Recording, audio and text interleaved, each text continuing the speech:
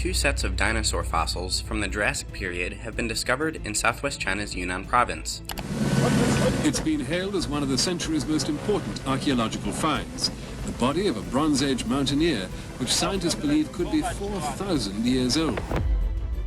What if some of the most mind-blowing discoveries ever made were never announced, never taught in schools, and never given a place in history because someone, somewhere, decided the world wasn't ready? Over the last 100 years, scientists and explorers have uncovered things that made no sense. Things that shattered what we thought we knew about science, history, and even reality itself. But instead of changing the world, these discoveries were quietly buried. From mysterious artifacts to scientific accidents with world-altering implications, the deeper we go, the stranger it gets. We are revealing 15 discoveries that were immediately covered up, and trust us, some of these are wild. Number 15, the hidden tomb beneath the Sphinx. No one knows what the ancient Egyptians themselves called the Sphinx. Sphinx comes from a Greek mythological creature and only entered our vocabulary around 2,000 years after the statue rose. That mystery, its true name, sets the stage for a deeper secret. I think you can argue that the Sphinx is the most recognizable statue anywhere in the world. Beneath those weathered paws could lie an unexcavated chamber full of untold treasures. In the 1990s, John Anthony West and geophysicist Thomas Dobecki turned ground-penetrating radar on the Sphinx's front limbs. They uncovered perfectly straight, rectangular voids carved into the bedrock, clear signs of man-made rooms rather than random fissures. It doesn't seem to have performed the same function at all. When these startling results went public at a 1993 NBC special hosted by Charlton Heston, Egypt's chief antiquities official, Zahi Hawass, dismissed them as natural cracks and forbade any drilling or remote inspections. Legends of a Hall of Records under Giza aren't new. 5th century BCE writer Herodotus described vast underground passageways beneath the pyramids. Egypt's famous pyramids. New discovery is shedding light on a mystery that dates back millennia, many millennia. 15th century Arab historians told of secret libraries buried to preserve pre-dynastic wisdom from global cataclysms. Yet every request for excavation permits has been stonewalled. Even a hushed 2006 radar survey, approved by Egypt's government, remains classified. Foreign scientists who asked to see the scans were rebuffed. Why the cover-up? Some chalk it up to academic inertia. Admitting an older chamber would force historians to rethink the Sphinx's construction date. Archaeologists and Egyptologists like myself believe that the Sphinx was sculpted around 2500 BC. Others point to politics and religion, fear that proof of pre-Egyptian civilizations could clash with national narratives or faith groups. Rumors persist that a small, early dig uncovered odd artifacts, then quietly sealed them. Imagine clay tablets older than any known hieroglyphs or scrolls revealing lost engineering marvels. Instead, the world's oldest stone guardian stands atop its own secret, guarded not by sand, but by a conscious decision to leave it unexplored. The Sphinx still watches over Giza, its true name and its hidden tomb waiting for permission to be unearthed. Number 14, the Vela Incident. On September 22, 1979, a U.S. Vela satellite picked up a classic double flash over the South Atlantic, an unmistakable signature of a nuclear blast. These satellites had caught other nuclear tests before, but this one was special. It happened near the Prince Edward Islands, a remote stretch of ocean far from prying eyes. Tonight, it appears another nation has joined the nuclear club and has actually exploded a nuclear device. Almost immediately, U.S. intelligence pointed toward a secret test likely run by Israel with help from apartheid South Africa. Both nations had a motive. Israel wanted to maintain its policy of nuclear ambiguity, and South Africa needed proof of capability to strengthen its global standing. Despite clear satellite data, the Carter administration decided not to call it out. Instead, they set up the Rowney Panel, a scientific review that concluded the flash could be a satellite glitch or even a meteoroid strike, an explanation most weapons experts found dubious. There was a large influx of energy somewhere over South Africa at about the time the Vela satellite saw its flash. Behind the scenes, CIA memos and decrypts hinted strongly at collaboration between Israel and South Africa. Yet publicly, the U.S. dignified the panel's findings, and the incident slipped from mainstream view. Over the decades, former South African officials and newly declassified documents have painted a different picture. A retired naval officer acknowledged preparations for an underwater nuclear detonation, and apartheid-era records reveal talks with Israel about sharing uranium and technical know-how. Israel's Dimona reactor, already suspected of producing weapons-grade material, likely provided the test device, while South Africa supplied remote waters to keep local and global watchdogs off balance. Israel now has as many as 200 nuclear weapons. The Israelis have indeed been cooperating with South Africa. Today, the Vela incident sits in the shadows of Cold War lore. Official reports label it a satellite anomaly, but for historians and non-proliferation experts, it stands as a textbook case of a cover-up. Governments chose political convenience over transparency, trading public outrage for strategic alliances. And somewhere, deep beneath the waves, the echoes of that secret blast linger, testimony to how easily big discoveries can vanish when power calls the shots. Number 13, the Mayak cover-up. In the high-stakes race of the Cold War, Stalin's push to beat the United States at atom-making led to the hasty construction of the Mayak plant in the southern Ural Mountains.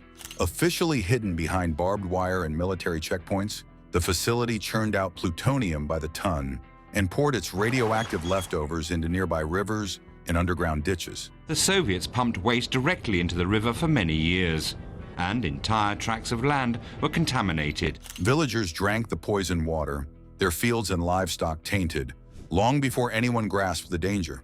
Then on a quiet September morning in 1957, disaster struck.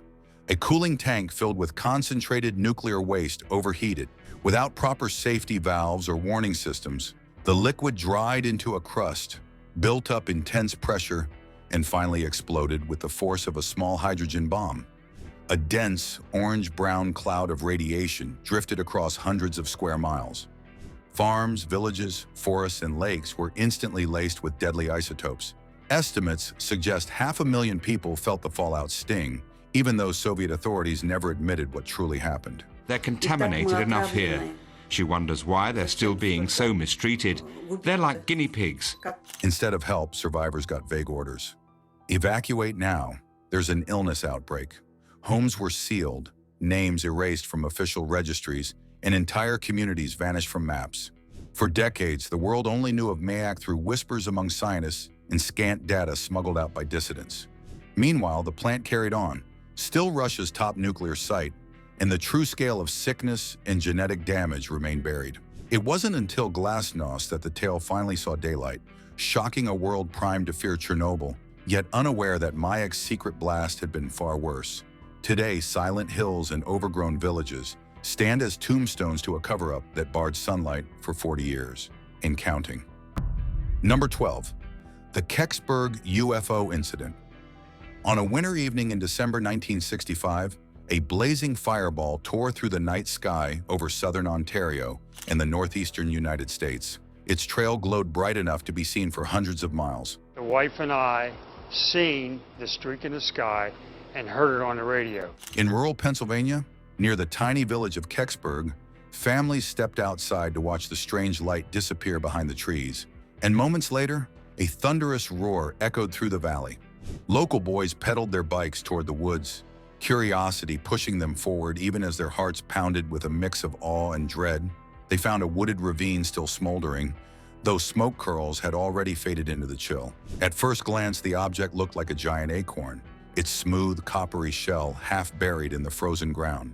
No wings, no engines, just odd carvings across its surface. And to me, the object looked exactly like a fresh acorn that you pick off a tree. Military vehicles soon choked the narrow roads. Olive green jeeps, flatbeds, soldiers in gray-green suits. Flashing blue lights danced in the trees as search teams scoured the forest floor. Officers quietly ordered firemen and onlookers to clear the area, sealing roads and hushed whispers in farmhouse kitchens. Within hours, the object and any evidence of it vanished. A large flatbed truck carried away a covered shape, leaving behind only frozen footprints and unanswered questions. Nearby residents reported strange pairs of boots on their lawns, unmarked helicopters floating overhead, and a hush that fell across Kecksburg like a lid. Over the decades, memoirs surfaced of hieroglyph-like symbols etched into the object's bumper, of moon-suited figures hauling away a mysterious crate, and of official files forever sealed from public view. Today, the Kecksburg incident remains a shadowy chapter in UFO lore, proof that sometimes what falls from the sky is meant to stay hidden. Number 11. The Hidden Script of Glozell. In the spring of 1924, a teenager plowing his family's field in rural central France noticed his horse stumble into a shallow pit. When he and his grandfather knelt to clear debris, they discovered a hidden chamber filled with broken pottery, carved bones, and dozens of clay tablets inscribed with strange symbols. Word spread quickly to nearby scholars, and almost as quickly, a storm of suspicion erupted across Europe. Initial digs turned up engraved stones and small statuettes, as well as fragments bearing what looked like alphabetic characters, pictograms, and runs of tiny dots. Some experts whispered that the mix of styles, from Neolithic spirals to medieval script, was impossible. A clever forgery designed to trick the learned professors of Paris. Instead of open-minded study, the site became a battleground. Artifacts were seized, scholars hurled accusations of fraud, and the young discoverer faced a court trial for forgery. Although courts eventually cleared the family, most archaeologists had already turned away, embarrassed by what they called a hoax. Decades passed before modern dating tools returned to Glozell. Thermoluminescence and carbon tests placed many artifacts between 500 BCE and the early Middle Ages, confirming that the site had seen human hands for thousands of years. Yet the damage was done. Official registers ignored the site. University lectures omitted its story, and most tablets ended up locked away in private collections. What could have rewritten chapters of European prehistory instead slipped into obscurity. Number 10. The Dyatlov Pass. In the bitter chill of February 1959, 9 seasoned hikers set off into Russia's Ural Mountains, eager to tackle the remote Dyatlov Pass. Each carried heavy gear, warm clothes, and dreams of untouched snow. Yet none returned as planned.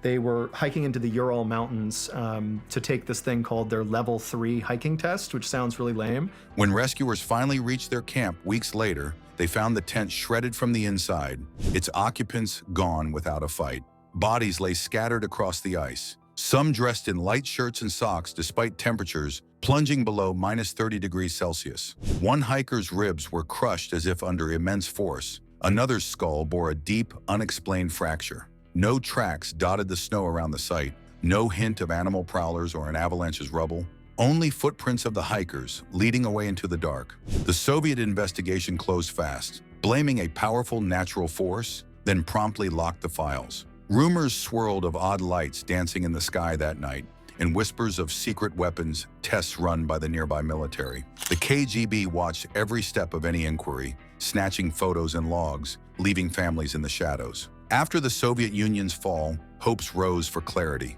Yet vital documents remained missing, and new studies point out that an avalanche theory didn't match the lack of debris or slope angles.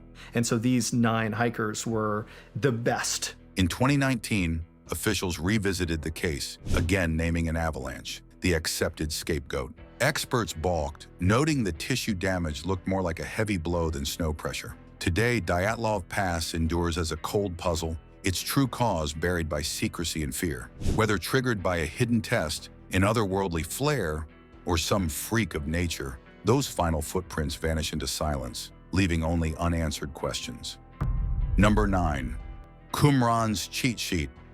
In 1952, deep in a windswept Judean desert cave, archaeologists brushing sand from an ancient pot nearly missed a rolled strip of bronze.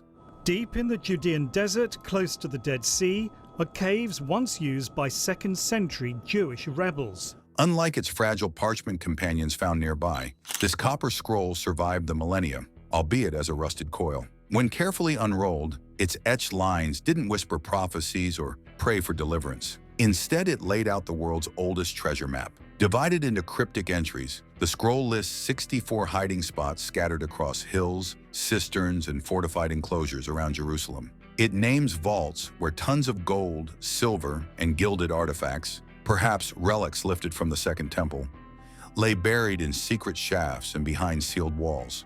Every direction is practical. Dig 9 cubits here, pry up a rock slab there, The terrain matches known ruins, ancient aqueduct beds in time-worn valleys, lending eerie credibility to the scheme.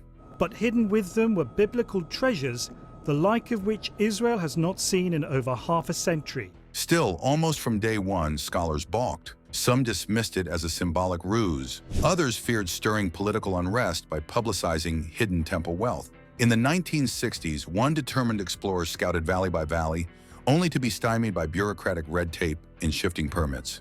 Generations of treasure hunters have since haunted desert camps, scanning satellite imagery, but nothing definitive has surfaced. Meanwhile, the scroll itself sits secure in a museum vault, its secrets intact.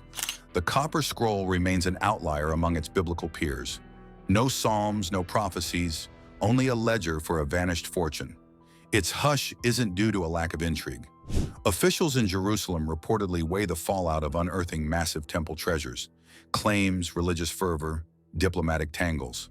For now, the desert wind is the only thief, and the buried hoard sleeps on, waiting for someone bold enough or reckless enough to follow the map into history's greatest cover-up. Number 8, the famous WOW signal.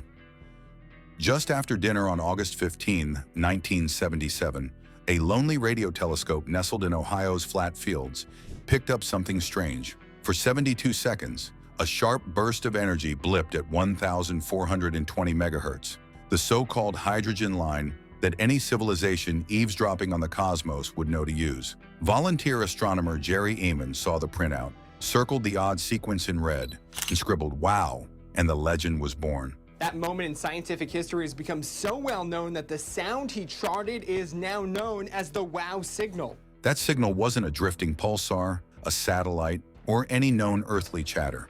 It came from the direction of Sagittarius, flared up fast, peaked, then faded away, just like a steady spinning beacon would. After that blink, however, the universe went quiet again. Telescope teams pointed dishes at the same patch of sky for years, but never caught a second wave. Here's where it gets odd. Despite the potential first peek at alien talk, no big agency ever launched a full-blown hunt. Funding for extraterrestrial research was already scarce, and openly chasing this signal risked ridicule. SETI programs fought for every grant, and scientists quietly feared being branded starry-eyed dreamers. Government labs tracked sunspots and spy satellites, but said nothing about this pulse from deep space. When Big Ear finally fell in the 1990s, it made way for campus expansion, and no powerful array ever rescanned those exact coordinates. Later theories tried to pin the event on a passing comet's hydrogen coma, but they couldn't fully explain the narrow bandwidth and sudden spike. Maybe it was natural, maybe not. What's certain is that a momentous clue vanished into bureaucratic shadow. The 1977 WOW signal stands as one of science's greatest what-ifs, an unexplained whisper in the cosmic static, shelved by caution, funding fears, and the dread of academic shame. Whether it was a cosmic hello or a fluke, the mystery endures, haunting every new search for life beyond Earth. Number 7. The buried city of Caral. In the dry coastal plains north of Lima lies a stretch of dusty fields where, in the late 1990s, archaeologists uncovered something that rewrote history. And the archaeological site of Caral definitely seems to possess a power to draw you in deeper. Beneath wind-scoured sand sat stone pyramids, open plazas, and sunken amphitheaters belonging to Caral, a city dating back to around 2600 BCE. That makes it older than Egypt's Great Pyramid, predating any Inca capital by some 4,000 years. Yet instead of headlines, the find met silence. Leading universities and museums hesitated to embrace Caral's challenge to the long-held belief that advanced cities only sprouted in the Old World. Papers faced rejection, grant applications dried up, and the project's chief archaeologist suddenly found himself without funds. Even UNESCO held off until 2009 to declare Caral a World Heritage Site. Behind closed doors, whispers blame more than academic stubbornness. Cold War rivalries had cemented views of the Americas as backwaters compared to Europe and Asia. Giving Caral center stage threatened narratives of Western dominance. A Bronze Age city rising out of nowhere, complete with irrigation canals and Quipa-like recording tools? Too inconvenient for some. For years, the pyramids of Caral, or Caral, as early reports misnamed it, lay largely hidden, known only to a handful of specialists. Only when local communities and independent teams pushed for preservation did the world finally take notice. Today, visitors walk gravel paths past monumental staircases, imagining the drum beats that once echoed in those plazas. Now it's time for today's subscriber pick. Deep in the heart of a forgotten forest, two explorers named Mei Ling and Hao hacked through mossy vines to reveal stone walls. Legend spoke of a city swallowed by trees, where time paused at its final breath. On that morning, birds fell silent and sunlight sank through emerald leaves like whispered secrets. Mei Ling brushed moss from an arch carved with symbols no scholar could read. Hao unearthed a sealed box filled with metal maps depicting technologies centuries ahead. They recorded every detail in a bound journal, knowing the world would tremble at their find. Their hearts pounded. This entry appeared under a heading, Discoveries, that were immediately covered up, a warning scrawled in ink. Before the explorers could share their proof, the ground rumbled, vines snapped back into place, and every trace vanished as if swallowed by Earth itself. Later, distant archives listed only a cryptic note about a missing research team.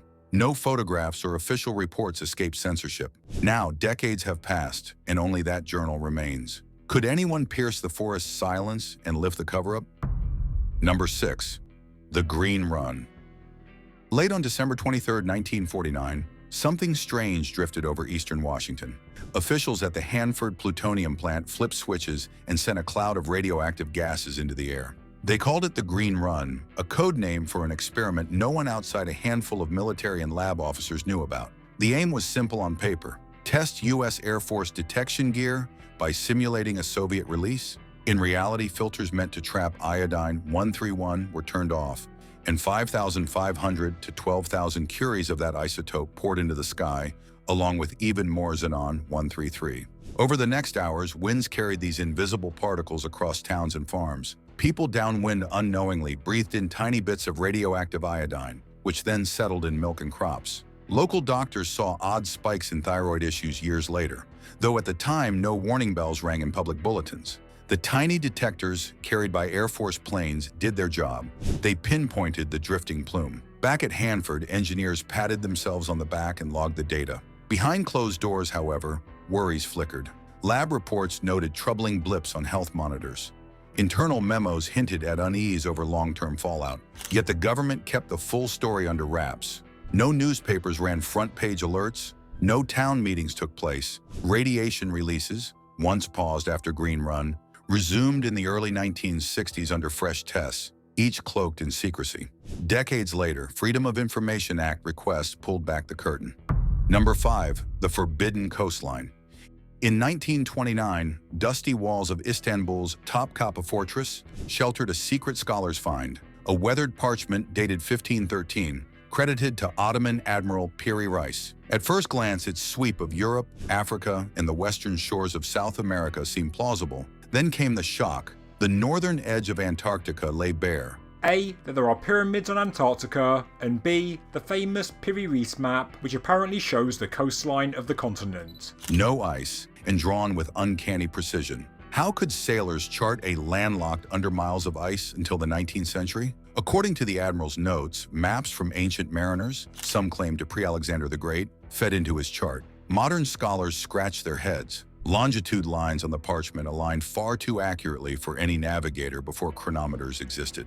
In 1960, a U.S. Air Force study found that the Antarctic outline matched the continent's true underwater coasts, as revealed by seismic surveys in the 20th century. At first, academics hailed it as a window to a lost seafaring culture, but the excitement didn't last. University committees downgraded the parchment to mere curiosity or sloppy copying. Critics pointed to distortions in South America's bulge, calling the map more art than evidence. Yet its correct depiction of latitude, coast angles, and tiny inlets still defy easy dismissal. Today, the Piri Reis map sits behind glass, its silent lines mocking mainstream timelines. Based on the analysis of ancient maps, including the Piri Reis map. No grand cover-up memos have surfaced, but scholars suspect a quiet refusal to rewrite textbooks. After all, accepting the map's truth would mean acknowledging vanished civilizations with ocean-crossing skills centuries ahead of recorded history. Sometimes the hardest discoveries to swallow are the ones that refuse to fit the official story.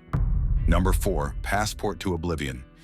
It was a sweltering July day in 1954 when a sharply dressed man stepped off a Pan Am flight at Tokyo's Haneda Airport, bearing a passport from a country nobody had ever heard of. The travel document looked as official as any, complete with embossed seals and visa stamps from France, Italy, and even Japan itself. He spoke flawless French and Japanese, carried expensive cufflinks, and wore a wristwatch that ticked steadily. Yet every official he met hit dead ends. The company he claimed to work for existed, but none of its staff had heard of him. The bank on his forms was real, but no account matched his name. When asked to point out his homeland on a map, he tapped Andorra and insisted this tiny principality had been known for centuries as Taured. Officers first chalked it up to a forgery or an elaborate prank, but as they cross-checked serial numbers on his passport, customs specialists, trained to spot fakes, found each detail lining up with genuine printing techniques of the day. The sleeper agent theory briefly took hold. Perhaps foreign spies had gone to great lengths to fabricate a new nationality. By midnight, he was lodged in a guarded hotel room for further questioning. The next morning, the guards swore the windows were locked and the only key was in their pocket. Yet the man had vanished. His passport, suitcase, and tailored suit disappeared without a trace. Local police conducted door-to-door searches, the airline scoured passenger lists, and diplomats quietly huddled behind closed doors. Still, no clues turned up. Over the decades, the Taured man has become a staple of paranormal lore, an interdimensional traveler or a victim of an elaborate cover-up by governments unwilling to admit the impossible. Whatever the truth, the man's disappearance remains baffling. The incident never made official reports public, airport logs stayed sealed, and the case file was quietly dropped. In the end, all that remains is the story of a man who arrived from nowhere and then evaporated without a trace. Number 3, the temple buried in time. In the dusty hills of southeastern Turkey, there once stood what locals called the Hill of the Old Stones. Nobody suspected that beneath this innocent mound lay a world-shattering secret, until a chance discovery in 1994 revealed massive stone rings, each pillar carved with lifelike boars, snakes, and foxes. Radiocarbon tests would later date these megaliths back to 9600 BCE, some 11,000 years ago, long before wheat fields or settled villages. Archaeologist Klaus Schmidt peeled back layer after layer of earth to expose circular enclosures ringed by T-shaped pillars. Now, all of these 4 main enclosures have a couple things in common. Every single one of them has 2 large T-shaped pillars that sit in the middle and face one another. Some weighing a staggering 20 tons. Each pillar bore reliefs of fierce creatures, hinting at ritual dramas now lost to time. Even more mystifying, smaller stones appeared deliberately buried beneath new walls, as if ancient hands had wanted to hide the very proof of their achievement. The revelation tore up the textbook timeline.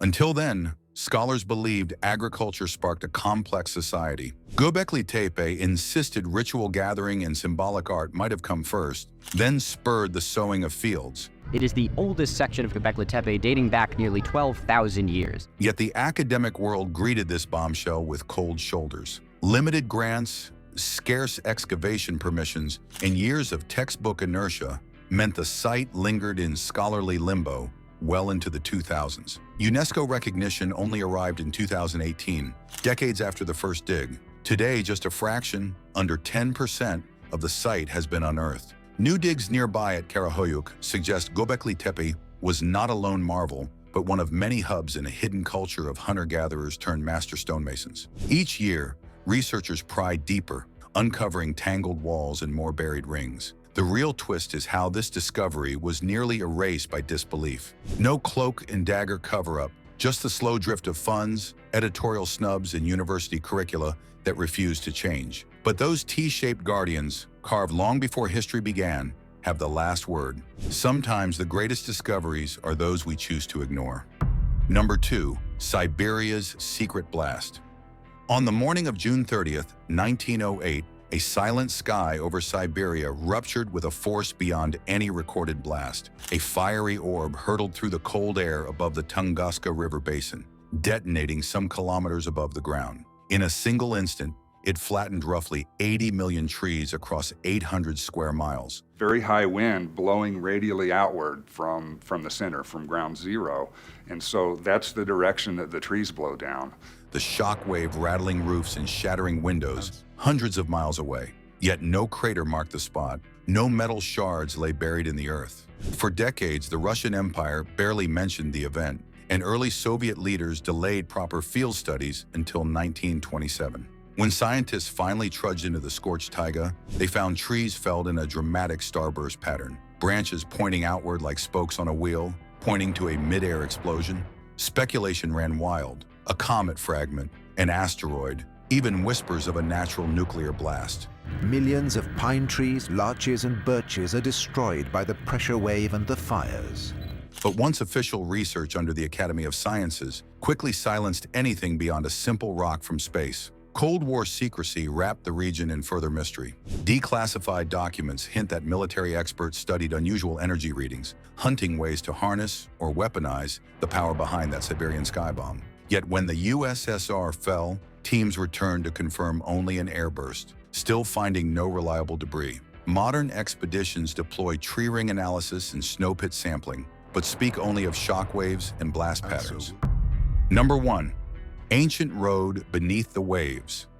Just off the coast of Bimini Island, turquoise waters ripple over a half-mile stretch of rectangular limestone blocks. Discovered by diver Robert Angove in 1968, this road plunges gently into the sea, its perfectly shaped slabs sparking claims of a sunken highway to a lost world. Some fans of the Atlantis legend seized on a psychic's earlier prediction. While museums and universities initially sent eager experts, geologists later argued the stones were natural beach rock, cracked by tides into neat rectangles. Yet their own field reports admitted the patterns seemed too uniform for mere chance. Radiocarbon tests in the 1970s dated marine deposits on the blocks to about 3,500 years ago, centuries before the earliest known Bahamian settlements. If man-made, it points to an undocumented civilization with coastal engineering skills lost to rising seas. Despite the intrigue, serious study dried up. Universities quietly withdrew funding, and National Geographic turned away. Academic journals dodged papers that hinted at intentional design,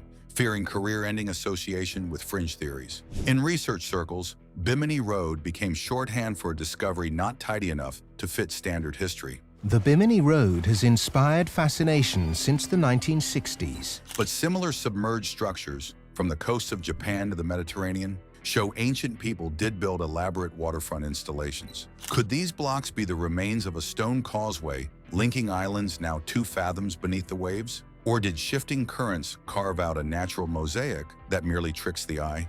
Bimini's limestone puzzle lies undisturbed, awaiting fresh dives and open minds. As sea levels continue to rise, it stands as a silent warning. When scholars close ranks, genuine wonders can slip beneath the tide, lost to convention and caution.